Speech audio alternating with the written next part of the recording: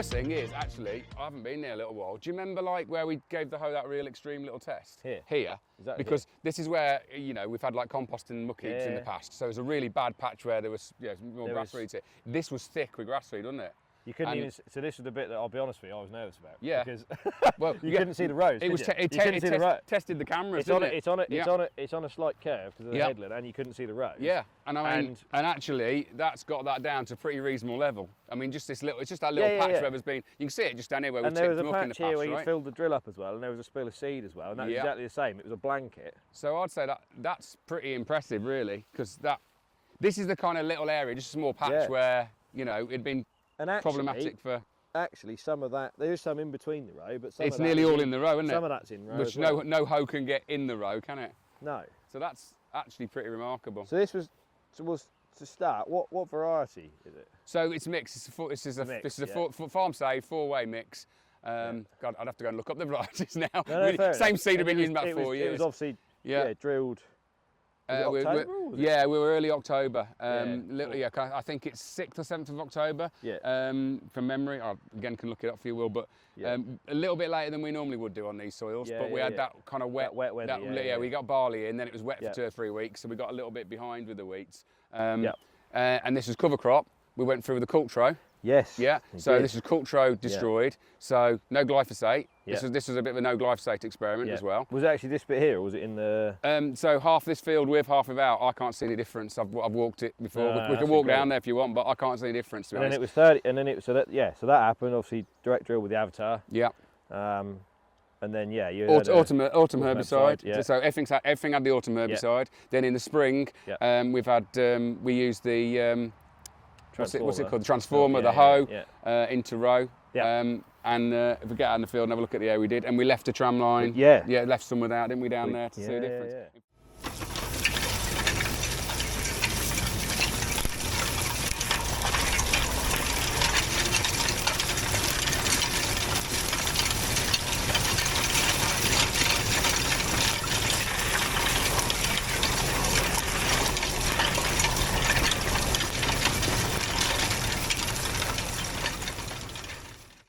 We were right in the middle. We did this area. We did all the field apart from the bit that we missed down there.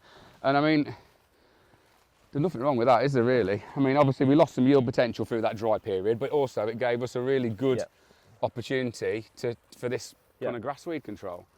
I mean, as you said earlier when we were just driving down here, this isn't maybe something you could do every single year. You need the...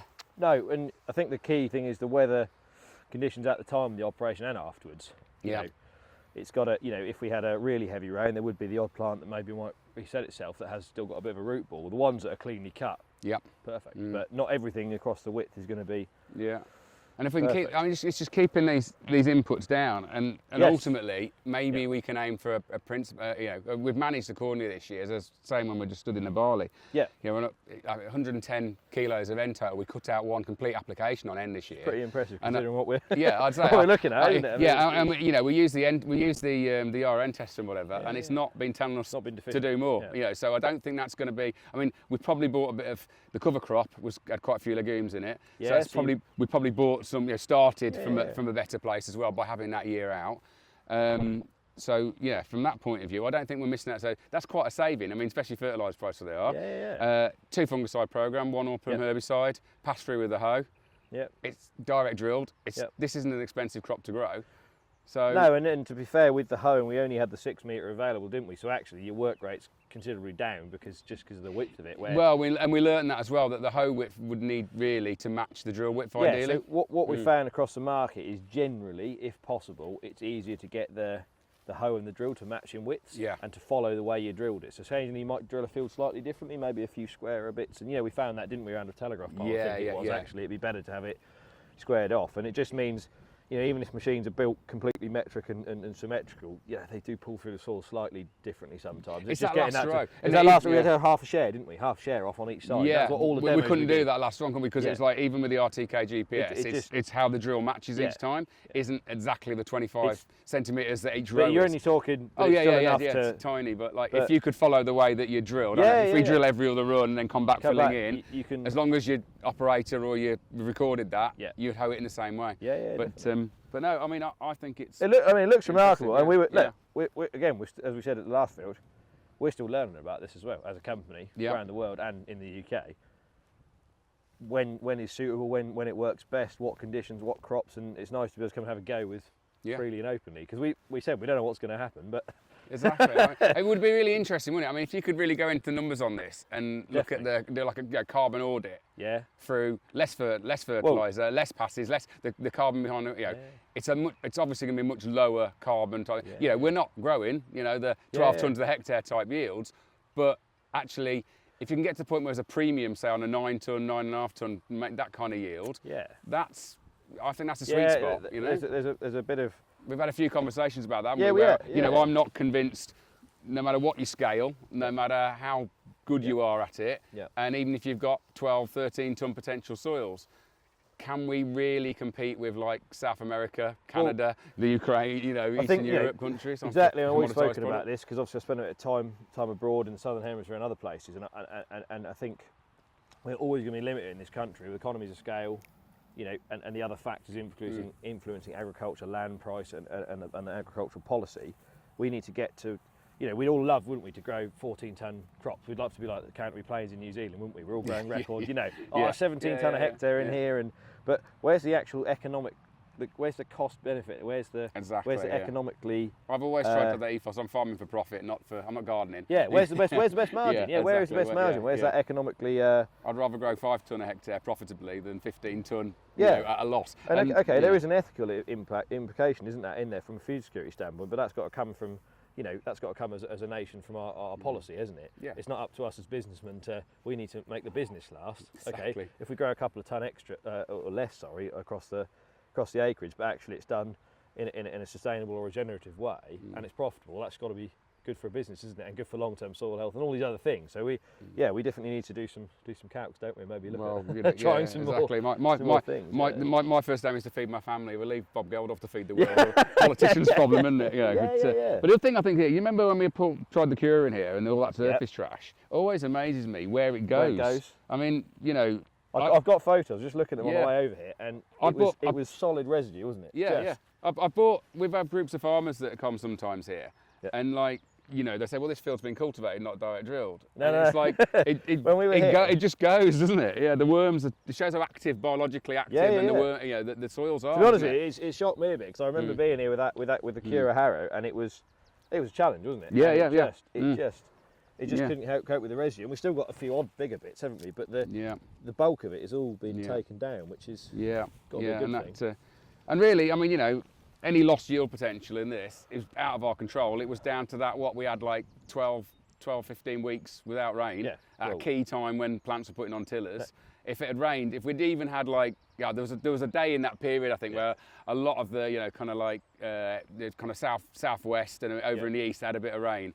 And we missed it completely. Oh, it went? And it literally went around us. And a lot of people, it was only like 9-10 mil that a lot of people had at the time. But it still would have. But it would have made such a difference to this crop. I reckon that if we'd caught that rain, I reckon that was probably another tonne to the hectare across our whole farm. We you know, it was one of those moments of like, if we get that, we'll be all right, and we didn't get it. So. But you know, going back to how you've managed this, you obviously down on nitrogen application and trying to manage it so it's still a profitable crop. You know, we're looking pretty clean, we're looking pretty healthy. I don't think we're not making any problems going forward, are we? No. At the moment in this bit, we'll have to go and look at the trial up here. Yeah, we're going to have a wander down today. But the fascinating bit for me is also worrying. You know, introducing a technical tillage pass into your sort of pretty lean control traffic direct drilling situation. We have put a leg through, shallowly and a time. But it, you know, the surface isn't like we're particularly worried about erosion or runoff. No, it's so shallow, isn't it? The way it just blades through and just cuts. And we have still got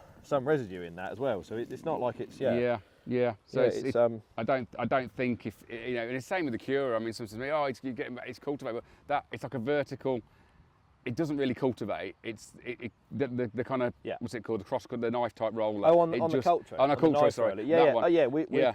I mean, obviously that's the other thing in this field where we use that instead of glyphosate for destruction, and I think, and there's a potential premium because you can debate whether there's anything wrong or not with glyphosate all day. Again, out of our hands, it's a big, it's a tool we're allowed to use, but if we don't use it, can we get a... One day we might have to farm about it, but even in the meantime, rightly or wrongly, the consumer, if there's consumer demand for either lower or no glyphosate produced cereals, we'd be foolish not to try and find a way to supply it, wouldn't we?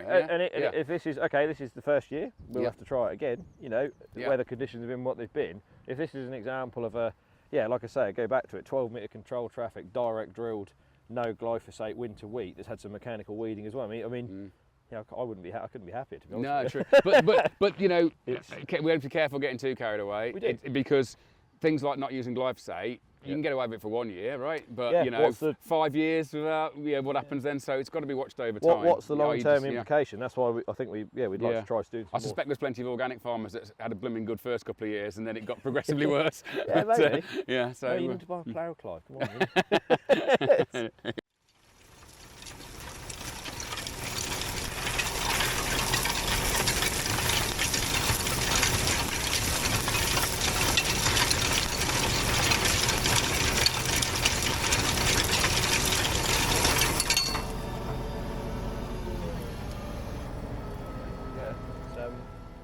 So definitely try it again. I think for sure there's something in this, but maybe it's consistency, don't it? We need to do this every year. Well, we need to find out how we make that system consistency over a wider area. And really, I mean, for me, what I really want to explore is not just about the mechanical side of this. It's tying it in with the rest of the agronomy. So can we use fertilisers better? I think there's opportunity when we're hoeing to potentially to maybe place fertiliser. Especially so we with get less you've got this fossilization. 250mm row width, haven't you? At the end of the day, the roots are going down, aren't they? But you've got all this area that maybe we don't want fertiliser on. Exactly. 250 opens up like a world of possibilities with all of a sudden you can do things in the crop. So I think this option, if we end up with this fertiliser tax, this carbon tax on fertiliser, we're going to have to start learning how to use our nitrogen a lot more efficiently. And we all know we're throwing 50–60% of it straight into the atmosphere. Not good environmentally, but forget the environment for a minute, it's not good financially. No, it's not. It's our most expensive input and we throw half of it away, right? And again, any option we look at placing things more targeted, that's also got to be an economic way of doing it. We can't reinvent the world to do it, but can we look at sort of while hoeing? Can we place fertiliser? Is that something we should be looking at? Can we direct and save all this area from being fertilised and leave it just to be? Well, and I remember back from my potato growing days, which is 25 years ago now. That the placement of fertiliser was a no-brainer. It was way more efficient to place fertiliser. So why can't we look at doing that really? And I think the other interesting thing to me is we were talking about drier climates. This is obviously a drier soil and a drier climate for the UK. Time spent in the southern hemisphere. They would look at placing fertiliser at seeding and only go out and apply when there was rainfall. They wouldn't have this. If they didn't get enough rain, they weren't applying it. It wasn't economic to do that as a. Which is, that's what steered our decision on reducing nitrogen rates on across all our wheats this year. It was through that dry period of right, okay, we're now not nitrogen limited, we're going to be moisture limited this year. There's going to be, you could see plants were dropping tillers. So we don't need the usual 180 kilos to get a 9.5 tonne type yield. Let's cut back. And we took a very much play it as you go attitude to that. We were waiting. If it had started raining, do you know what? The machine would have come out. But as we passed the point, thinking, no, we've got less now. And we keep testing. that end tester, the ER tester, is a great tool for telling you if there's sufficient in the plant. That's really helped us, actually, I don't know why. Yarra supply those testers and whatever, but actually, it's kind of just encouraged us to use less nitrogen. I think it's a bit counterproductive for them, really. Fair play to them. I suppose they've got to be. It's a responsibility. Responsibility of not polluting. But it's a good point, isn't it? If it can save you that. We're thinking positively of them for enabling us to do that. With their technology. So. But overall, I think this is quite categorically a success on two levels. The Cultro as without glyphosate. But is that consistent? Would we just end up with a field full of grass weeds 5 years? Well, there'll be people that wouldn't believe we've done that here. This is a bit, Well, and every time I've ever spoke or ever had any farmers visit here, the number one, I can guarantee you, the first question they all ask is, so what will you do when glyphosate's banned? How will you farm without glyphosate? And I always say, exactly. In this field, today I'd say, I can do. I think I can get by. But can we do it consistently? But it does show that. It does show it's not a dead end street. No. This is amazing. It's a no-tilled conventional, meaning we're using, we're not organic. Crop, isn't it? And it's not had a glyphosate pass. And then it'd be interesting come harvest to compare the margin on a crop grown like this to a crop grown under heavy tillage, or maybe on better, stronger soil with higher, something that could out yield this. I'm sure there's plenty of crops will do that.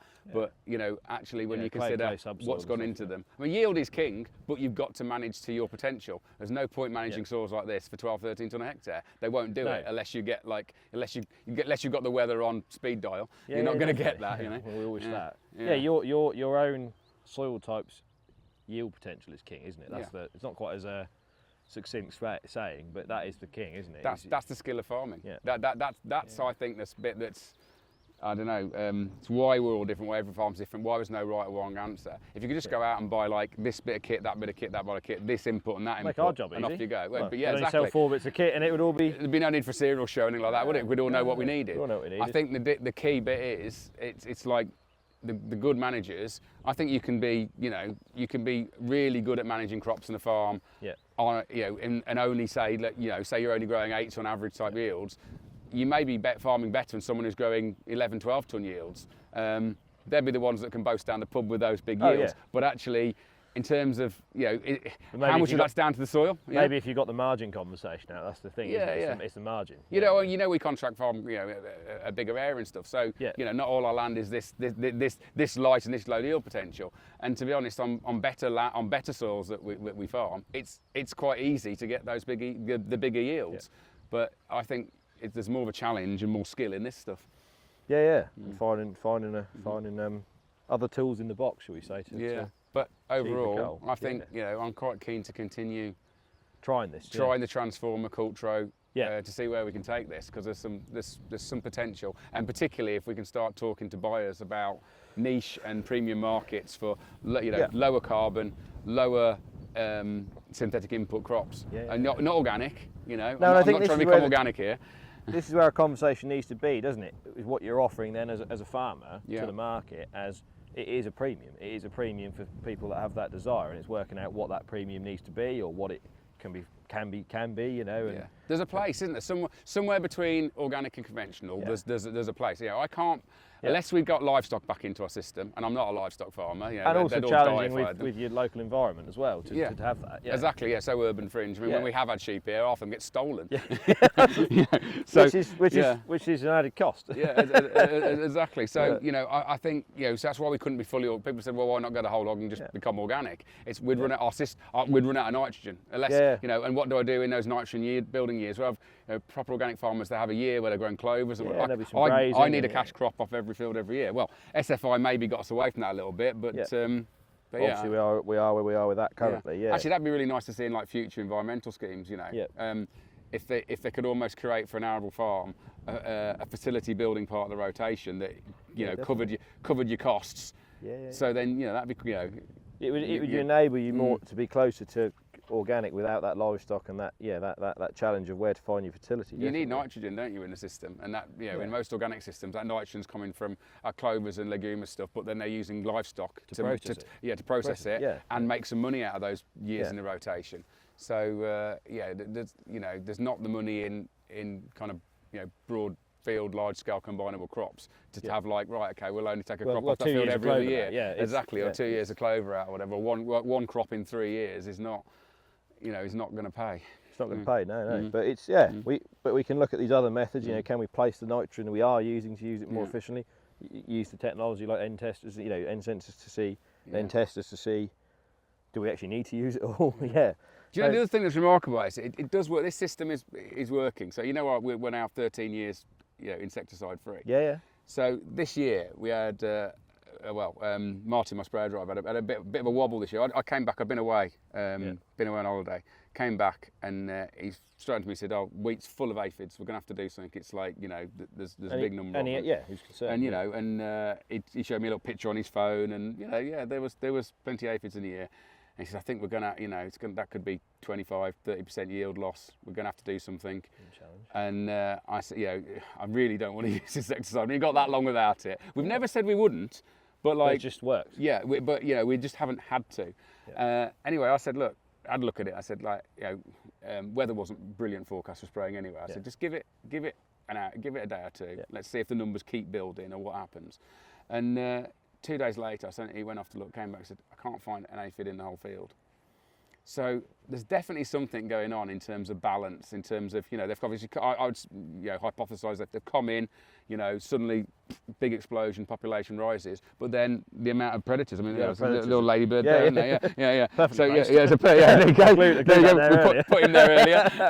But like, yeah, I think that's what happens. I think, you know, you don't panic because he was amazed. He's like, wow. Where's that gone? You know. In fairness, all of our conventional training in the industry, whether it was from Harper Adams, from your basis, whatever, from, you know, would say to us, "Oh, we need to know there's a problem. Let's now try and solve it quickly." But you know, maybe actually, by building a bit more resilience into the system and some beneficiaries, maybe you've exactly. And the more we mess around, the more we upset the good guys, right? And then you know, building them up is definitely. I think it's a very serious point, isn't it? As man, as a species, we are going to interfere with nature to grow food. There's no doubt about it. Yeah. We can't rewild the whole world. We'll never be able to feed ourselves. But there are ways in conventional and commercial agriculture that we can reduce our impact, and I think that look at this. We've been direct drilling. We've got cover and catch crops. It's mitigation. We're trying to reduce that chemical or that artificial usage. I mean, we've got to. It's exciting. It's finding halfway houses. I mean, you know, without nitrogen fertilisers, isn't there some stat like, you know, kind of half the people on the planet would starve basically? You know, nitrogen fertilisers, I think the number one thing that keeps more people, innovation that keeps more people alive on this planet than anything else. Without it, it wouldn't. So we can't turn our back on that kind of technology. We just got to use it smarter. Yeah, fair point. Well, exciting. Well, I look forward to the yield maps and all the weighbridge tickets or whatever. And interesting to see what it does. The quality and see what it does.